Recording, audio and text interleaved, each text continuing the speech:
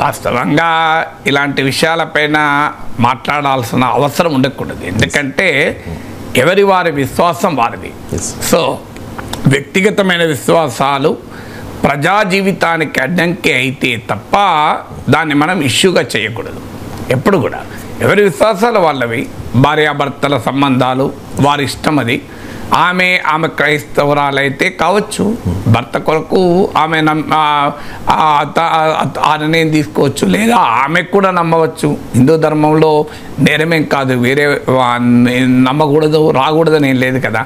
So అందువల్ల పవన్ కళ్యాణ్ సతీమణి ఒక పర్టికులర్ కాంటెక్స్ట్ కొడుకు ప్రమాదం నుంచి బయటపడ్డాడు. ఒక దేవుని పైన నమ్మకం విశ్వాసంతో చేస్తే నన్ను అక్కడికే ఫుల్ స్టాప్ పెట్టాలి. ఎందుకంటే ఇది వ్యక్తిగతమైన విశ్వాసాలని ప్రజల చర్చగా మనం మాట్లాడకూడదు. ఎవరి ఎమోషన్ వాళ్ళు వదిలేయాలి, ఎవరి నమ్మకాలు వాళ్ళు వదిలేయాలి తప్ప దాన్ని ఎందుకు పబ్లిక్గా చర్చించాలి?